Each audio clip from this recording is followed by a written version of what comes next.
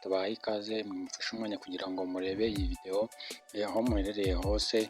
twizere ko mumeze neza kandi nimba mutanameze neza mwihangane, ubuzima niko bugenda, ejo cyangwa ejo bundi uzaba wongeye kumererwa neza cyangwa se nyuma y'igihe runaka. Muri make rero nanone tugiye kugaruka ku bintu bijyanye n'imico cyangwa se imyifatire ukwiriye kuba wareka kugira ngo itazakugiraho ingaruka bitewe n'umuntu muzabana, wenda se kuzayihangana cyangwa se kuba yabana nawe iyo mico uyifite waranze kuba wayireka cyangwa se kuyihana hakiri kare, byazagorana cyangwa se bizazana ikibazo cyangwa se umwuka utari mwiza mu mubano wawe nawe. So niba uri mushya rero kuri iyi channel, kora subscribe ndetse uze no kwibuka gukora like ku iki kiganiro, asigaye reka dutangire n'iki kiganiro. So ibintu rero byinshi bitandukanye abantu tugenda tunyuramo cyangwa se tugenda dukora,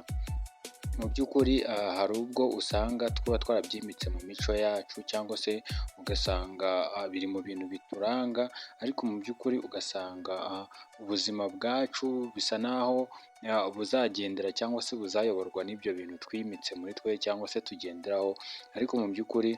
hari imwe mu mico iba iri mibi cyane kurusha indi, uba ukwiye kuba wareka bitewe n'uko byanze bikunze umuntu muzashakana, niba uri mu rukundo cyangwa se niba uri nabwo ukimara gushaka cyangwa se warashatse ukaba wiyumvaho ibi bintu, hari ubwo wenda byaba ari byo biteza umwuka mubi ubona hagati yawe n'uwo muntu mukundana cyangwa se mwamaze kubana, ariko we ntusobanukirwe wenda kuko atabikubwira. Byaba byiza rero ubiretse hakiri kare kugira ngo bitazasenya umubano wawe n'uwo mwashakanye cyangwa se n'uwo muteganya kuzashakana. Ikintu cya mbere ukwiye kuba wakwirinda cyangwa se ukwiye kuba wahagarika hakiri vuba ni ikintu cyo kurakara vuba. Mu by'ukuri umujinya wihutiyeho, mu by'ukuri muri kamere y'umuntu cyangwa se ukuntu umuntu aremwe, nta muntu utarakara, abantu twese dushobora kuba twarakara bitewe na kamere turemanwe, ariko ikibazo ni kimwe: ese umujinya wawe ubasha kuwukontorora? Ese ubasha kubanza kwanariza ikintu mbere y'uko wenda kikurakaza cyane, cyangwa se iyo umujinya uje uhita uwuzamura ukarushaho kuba munini cyangwa se ukarushaho kwiyongera mbere y'uko wenda ubanza kwanariza ku kintu kiguteye uwo mujinya? Mu by'ukuri ntabwo mvuze ngo ntukarakare kubera yuko biragoye kuko ntabwo wabaho utarakara, ariko abanza umenye ngo umujinya wawe uko uri kwiyongera cyangwa se ikiwuzanye wawuhosha gute cyangwa se wawusubizaho gute, cyangwa se ikintu kiwuzanye kimeze gute. Mu by'ukuri rero kurakara vuba ukazamura umujinya wawe ntabwo ari ibintu byiza, bitewe n'uko akenshi na kenshi hari n'ubwo akenshi turakazwa n'ibintu, ariko nyamara mu by'ukuri ugasanga uburyo biturakaje ugasanga bigiye kudukoresha andi makosa akomeye cyane, ashobora kuba yazana akaga gakomeye, yadukururira akaga gakomeye, cyangwa se yakaba yakazanira n'abo turi kumwe cyangwa se sosiyete muri rusange cyangwa se n'ubuzima bwacu muri rusange. Tuzabona abantu benshi cyane bagiye barakara, wenda se barakajwe n'ikintu runaka, bikaba byabakoresha cyangwa se byabavugisha amagambo cyangwa se kubakoresha ibindi bikorwa bitari byiza, ugasanga bibagizeho ingaruka zikomeye cyane mu buzima bwabo. So mu by'ukuri rero ikintu cyo kuba warakara vuba cyane ukagira umujinya wihuse, gerageza ugikontorore, bitewe n'uko nawe ngira ngo urabizi cyangwa se niba unabibona waba warigeze ubona aho umuntu yarakaye ukabona akoze nk'ikintu gikomeye cyane kitari cyiza, cyane ko buriya n'umuntu ashobora no kuba yarakara cyane bikaba byamutera gufata nk'icyemezo kirimo nko kuba yakwiyahura cyangwa se yamena nk'ikintu runaka, cyangwa se yabwira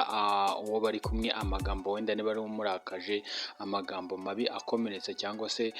ashobora kuba yahita azana agatotsi cyangwa se yahita azana urwango rukomeye kuri we kandi ari we urwikururiye kubera umujinya wihutiyeho. Mu by'ukuri ntabwo ari mwiza niba uzi ko ugira kamere izamuka vuba cyane ukagira umujinya wihuse, gerageza umenye kuwukontorora, nabyo kurakara vuba ndetse n'umujinya ugahita uzamuka mu buryo bwihuse ntabwo ari byiza. Mbere y'uko urakarira umuntu cyangwa se urakara kubw'ikintu cyabaye, banza ugerageze gukontorora umujinya cyangwa se banze wige neza ku mpamvu zo kuba urakaye cyangwa se ku kintu kiguteye ubwo burakari, naho ubundi umujinya ukabije cyane cyangwa se umujinya uhutiye aho utabanje gutekereza ku kintu kigutera uwo mujinya, mu by'ukuri ushobora kuba wakuzanira akaga gakomeye utigeze utekereza. Ikintu cya kabiri rero nanone ukwiye kuba wakwirinda cyangwa se wakwihana niba uzi ko kimwe mu bintu bikuranga ni ukurambirwa vuba. Mu by'ukuri ikintu cyo kurambirwa vuba gikora ku bantu benshi benshi cyane cyane. N'ubu ngubu aha ngaha ngeze cyangwa se ubuzima mbayemo ubu ngubu cyangwa se wowe uri kumva iki kiganiro wasanga bushingiye ku kuba wenda hari ibintu wigeze ukora ariko cyangwa se wumva ukarambirwa vuba bitewe n'uko utabyumvise cyangwa se utabirebye cyangwa se utabikoze ngo ubashe kwihangana nyine utegereze igihe gikwiye cyo kuba byarangiriramo cyangwa se byazakorwamo mu buryo bukwiye. Nk'ubu n'iki kiganiro hari abantu bagitangiye ariko bakirebye umwanya muto cyangwa se nawe uri kureba ukiri kukireba ubu ngubu ukaba utari bukirangize bitewe n'uko wenda warambiwe. Ariko mu by'ukuri buriya ikintu cyo kurambirwa ntabwo ari byiza kuko buriya umuntu kuko aremanwe kamere yo kuba ashobora kuba yarambirwa, ariko se we kurambirwa kwawe biri ku kihe kigero?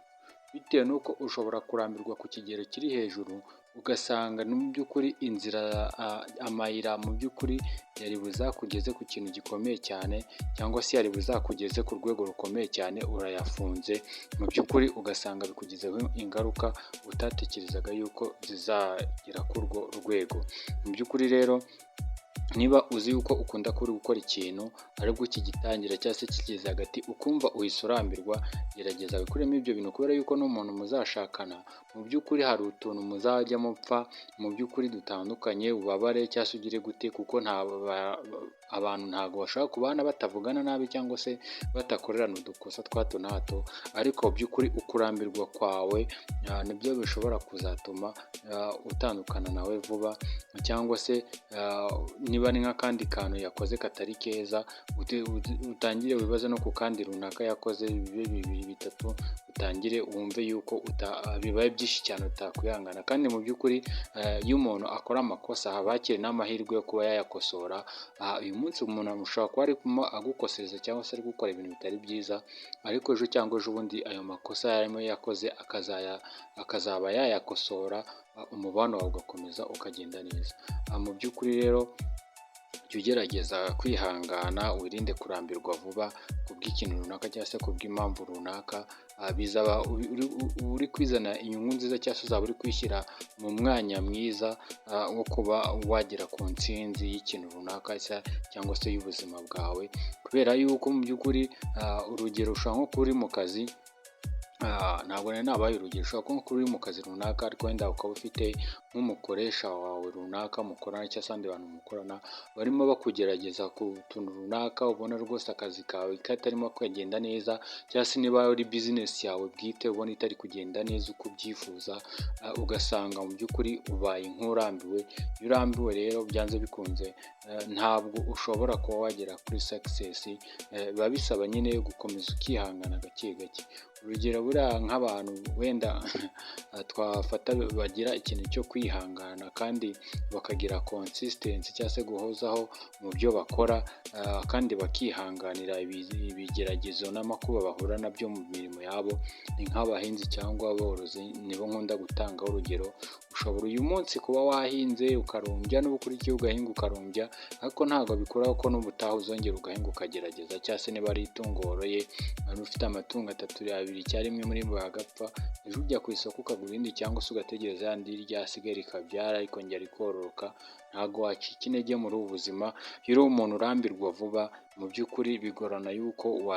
wazagera kuri success ihwanye n'iyo wazakagezeho uri umuntu wihangana. Abantu benshi bagize ikintu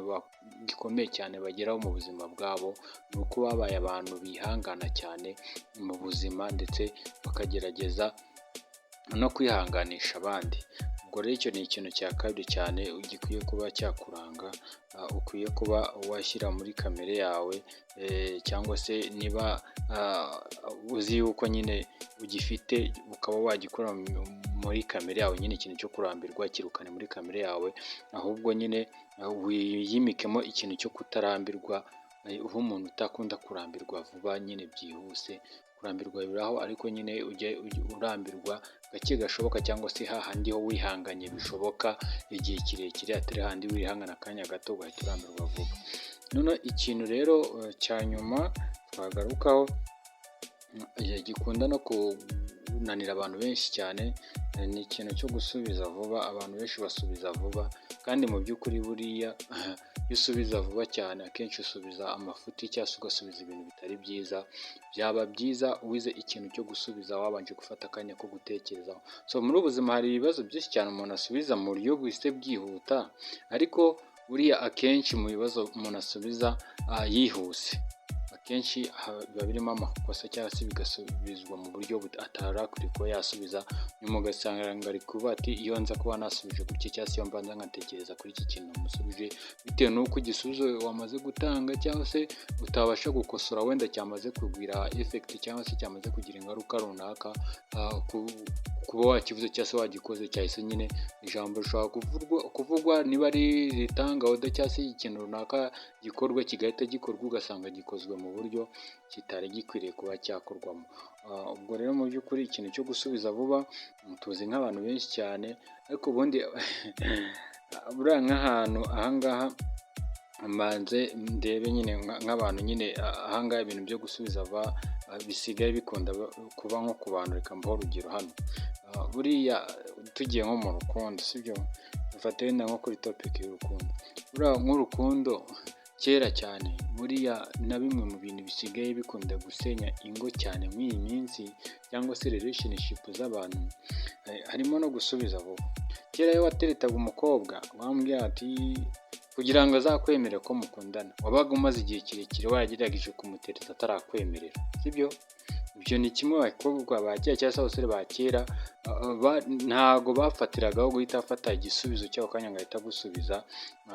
Mu by'ukuri niba uri umugabo, niba uri umugore, ntabwo wapfa gusaba umugabo ikintu ako kanya ngo ahite kikwemera n'ababona ari ikintu kigoye. Buriya n'ikintu cyitwa urukundo cyangwa se no mu bindi bintu mu buzima busanzwe, hari ibintu byinshi cyane tuba tugomba kubanza kwitondera mbere y'uko dusubiza, ukazabanza ugafata umwanya uhagije ukabitekerezaho, ukazatanga igisubizo warakibajeho neza. Niyo mpamvu uri umukobwa wa kera nyine mwarabanaga ukamusaba mukabana, waramutese igihe kinini atarakwemera, nyuma akazakwemera yarabifasheho umwanzuro, yararebye neza uwo uri we, nawe yirebye yabona yuko nyine muzabana, kandi akazaba yarafashe icyemezo kidasubira inyuma, kuko niyo amakuba cyangwa se ibyago byaza mu rugo rwanyu cyangwa se hazamo inzitizi n'imbogamizi aba azabyihangana. None ubu ngubu utereta umukobwa muhuriye mu modoka cyangwa se muhuriye mu nzira, ukabwira ati nagukunze, nawe agahita agusubiza ati nawe ndabona ntacyo ubaye, nawe ndumva nagukunda cyangwa nanjye nagukunze. Mu by'ukuri urwo ntabwo ari urukundo. Wandikiranye n'umuntu kuri Facebook cyangwa wandikiranye n'umuntu kuri WhatsApp, sinzi ahantu ukuye nimero cyangwa watomboje nimero ngo nagukunze n'undi nagukunze, ejo cyangwa ejo bundi cyangwa nyuma y'amezi make mugashinga urugo. Mu by'ukuri ibyo bintu ntabwo biba bikwiriye byo guhita mufata igisubizo. Umuntu niba agusabye ikintu runaka ugahita umuha igisubizo kiri positive cyangwa se kiri negative, kuko ntabwo iteka ariko umuntu agomba gutanga igisubizo kiri positive cyangwa se kiri negative kubw'impamvu, ahubwo ukwiye gutanga igisubizo gikwiriye bitewe n'uko nyine ubona ikibazo wabajijwe, ubona nta igisubizo utanze nta kibazo kiri buteze cyangwa se kizatanga resulta nziza cyangwa se kizatanga umusaruro mwiza. Mu by'ukuri rero ibi bintu uko ari bitatu, kurakara vuba, kurambirwa vuba no gusubiza vuba, bibe ibintu mugomba kwihana cyangwa se bibe mu bintu mukwiye gukora mu mico yanyu. Buri kimwe cyose mujye mugikora ari uko nyine kigeze igihe kuko ubona ko gikwiriye. Niba ari ukurakara urakarire umuntu, ariko wirinde kurakara umuntu vuba, ahubwo we umurakarire bitewe n'uko nyine wenda se ubona ko bikwiye, cyangwa se ubanze utekereze no ku ngano y'uburakari ukwiye kumurakarira, kugira ngo uburakari wamugiriye butaza kugira ingaruka kuri we cyangwa se kuri we. Noneho no kurambirwa vuba, wirinde kurambirwa, ahubwo uzarambirwe uri kubona ko igihe kibaye kinini cyane, kibaye igihe kinini gishoboka, warihanganye, wenda nibwo ushobora kuba warambirwa no gusubiza. Usubize umuntu udahubutse, ahubwo ubanze utekereze ku gisubizo ugiye kumuha, warafashe umwanya harabanje kubamo umwanya uhagije wo gutekereza ku gisubizo ugiye gutanga, bitewe n'uburemere bw'icyo kibazo akubaje cyangwa se bitewe n'uburemere bw'icyo agusabye ubone kumusubiza. So ikindi hari ikiganiro cya Wildland TV rero, reka nizere ko wakoze like, niba utarayikoze yikore, nizere ko wakoze subscribe niba wari mushya kuri iyi channel. Reka tuzasubire mu kindi kiganiro. Imana ikomeze kurebe neza kandi kwishimire igushoboze ibyo wowe wumva yuko wananiye kwishoboza. Tuzasubira.